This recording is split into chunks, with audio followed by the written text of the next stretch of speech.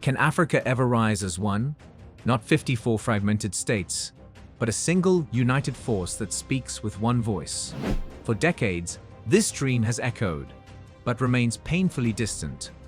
When Burkina Faso's president Ibrahim Traoré stood isolated, targeted, and nearly overthrown, where were Africa's leaders? Most were silent, but one unexpected voice rose above the silence. Not a president, a king, the King of Morocco, a representation of diplomacy, legacy, and now Pan-African unity. The Moroccan King took a different route, while others remained mute. He didn't merely provide words of encouragement. He sent a message of solidarity. Furthermore, he presented a gift. And what he did sent shockwaves across the continent. An uncommon and potent move that has the potential to alter the direction of the AES partnership. The king provided access to Morocco's Atlantic ports, economic channels, and military cooperation at a time when Western powers, and even other African nations, are shunning Burkina Faso, Mali, and Niger. A game-changing strategic move. This goes beyond politics. It's a spark. A moment that serves as a reminder that we may still be united. That another African country can reach out, while the first one is standing alone. Perhaps we don't need to wait for the far future. Perhaps the few who choose bravery over silence and fraternity over boundaries are already sowing the seeds of a unified Africa. Perhaps one of those seeds was recently sown by the King of Morocco. Africa as a whole. When, not if, is the question.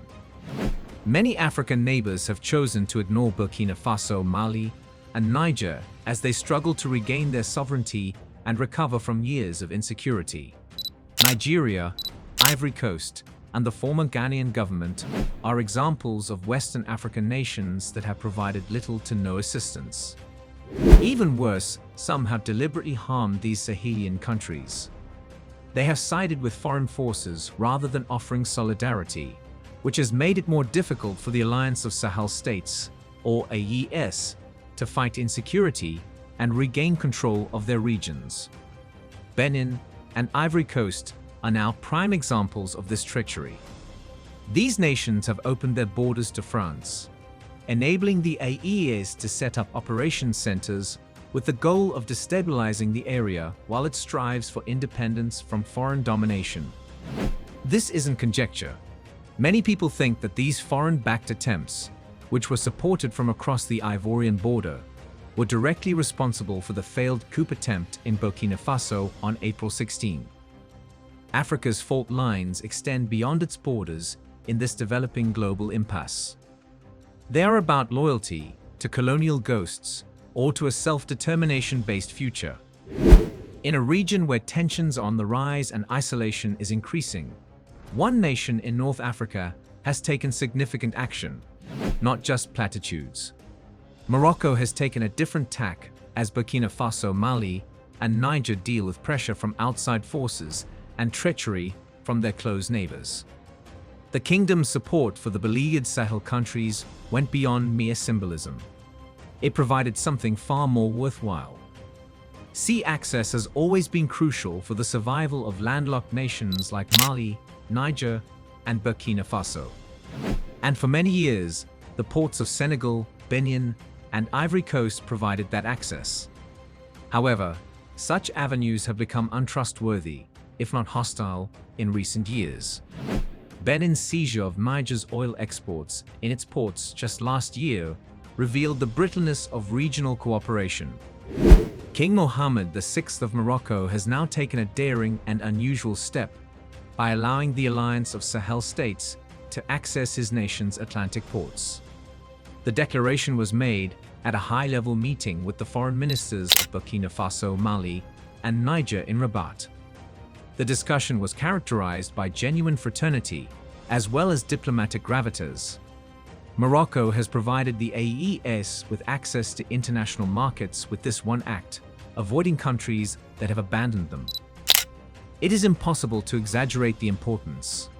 These landlocked countries now have a friendly and direct trading channel to the rest of the globe for the first time in modern history. Karamoko Jean-Marie Traoré, the foreign minister of Burkina Faso, said the incident reflected King Mohammed's love for Africa and Africans.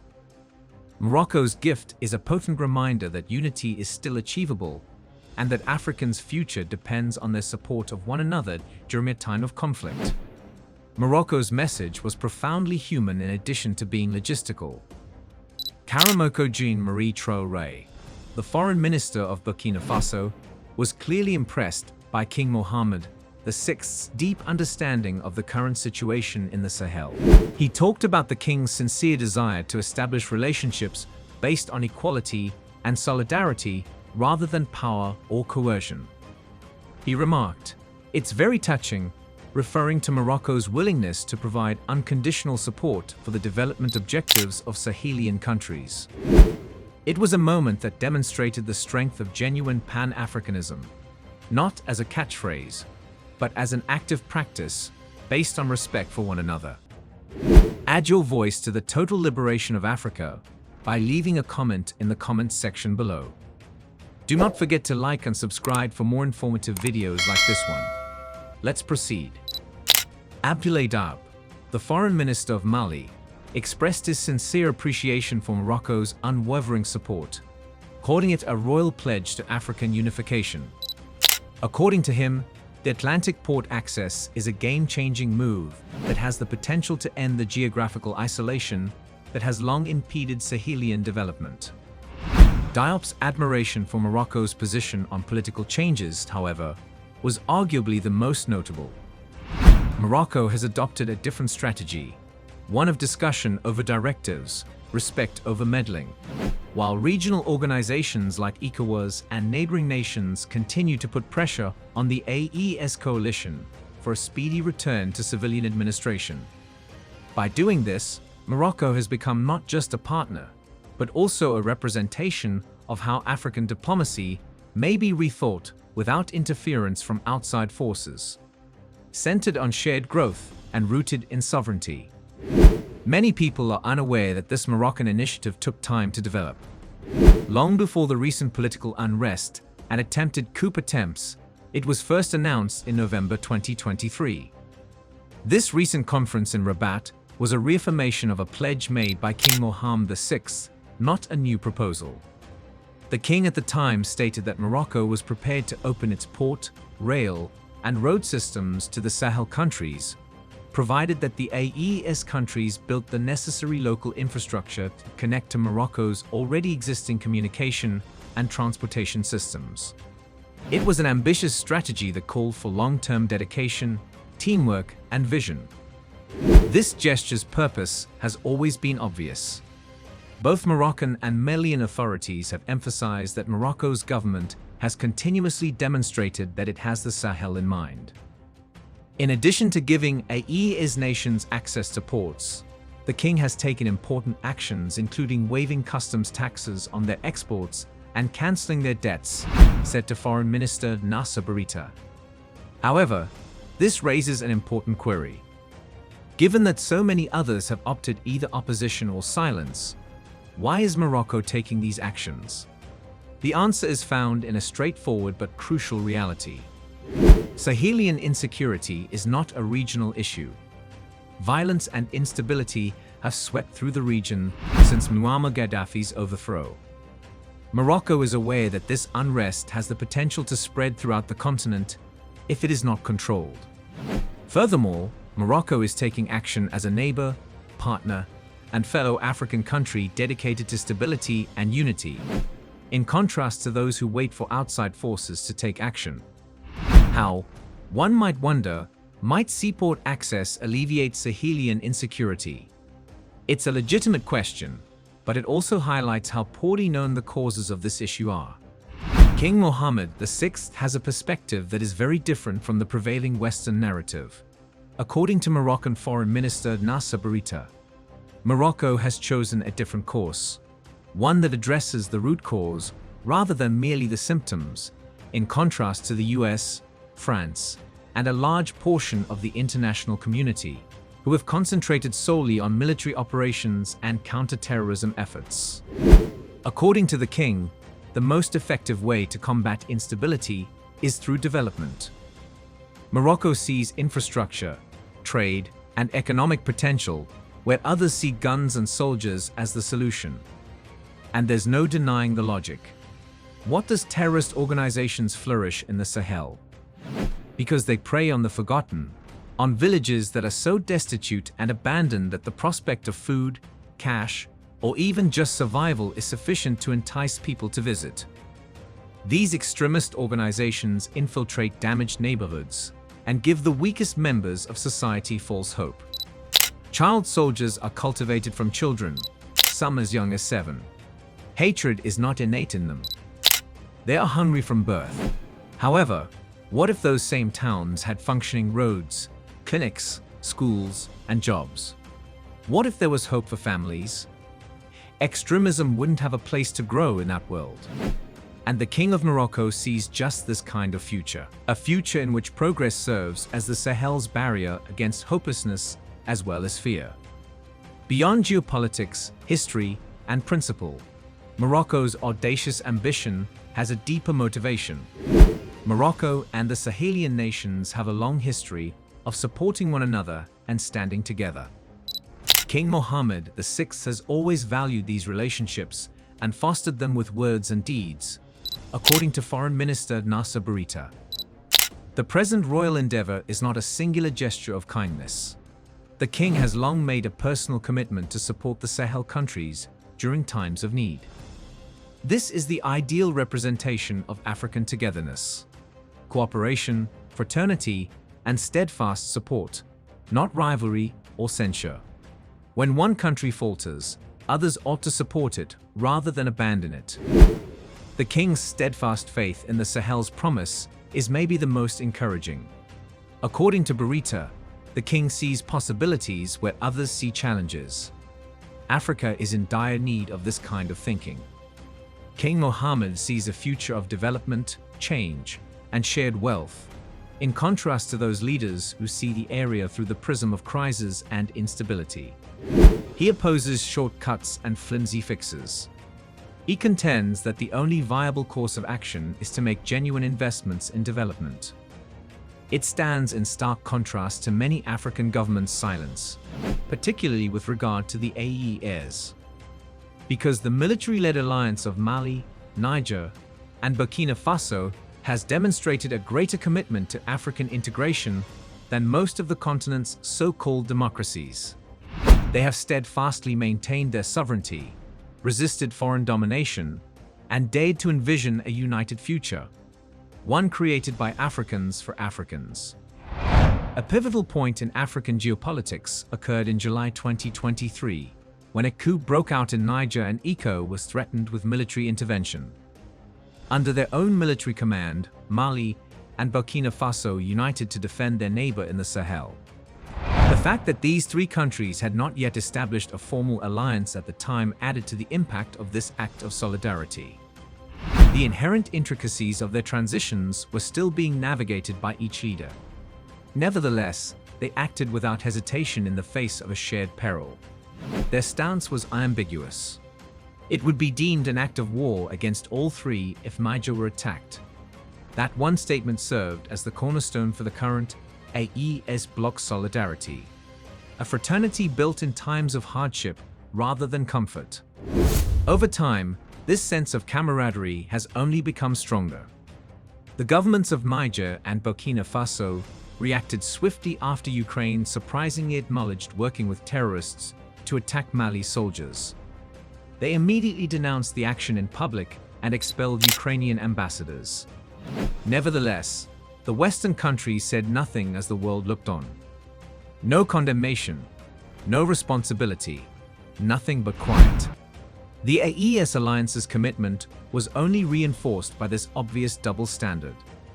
The solidarity inside the AES is founded on mutual respect, a shared fight, and a refusal to be dictated to by outside forces, which stands in sharp contrast to the fractured and foreign-influenced leadership of ECOWAS.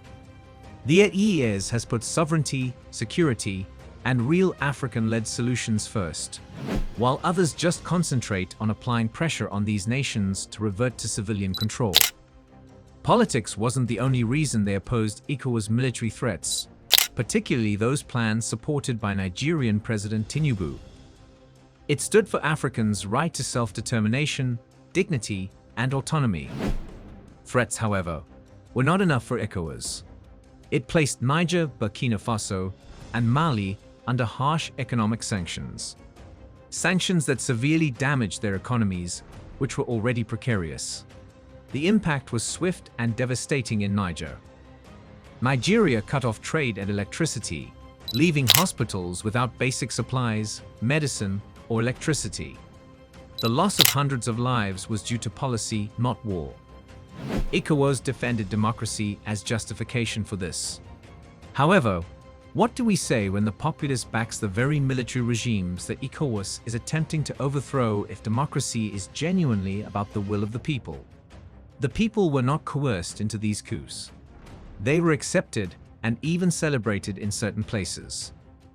ECOWAS decided to mimic the Western response rather than comprehending this more complex situation. Isolate, punish, and exert pressure. The blatant hypocrisy is what makes this even more perplexing. Despite claiming to support democratic principles, the bloc turned a blind eye to the coup in Chad. It is obvious that the question is not only one of democracy, but also of which governments support Western interests. Furthermore, the African Union has not demonstrated superior leadership. The AU was absent when Mali first experienced insecurity. It waited until it was too late to take action, failed to communicate with Malian authorities, and made no effort to identify the causes of the situation. Mali was forced to summon French troops after being left on its own. That initiative, however, did more harm than good. Years later, the region is more insecure, the bloodshed is worse, and the promises of foreign assistance have become tainted memories. Morocco's strategy, on the other hand, which provides access, solidarity, and support, stands out as a unique and welcome illustration of what true African unity may entail. The reality is obvious. Only through unity and integration will Africa's future, its prosperity, stability, and independence be realized. The founding fathers of Africa had this idea. Not a continent of 54 fractured republics, each turning inward, but a powerful community of nations working hand in hand. What if African nations united to combat the Sahelian insurgency by combining their military might, resources, and intelligence?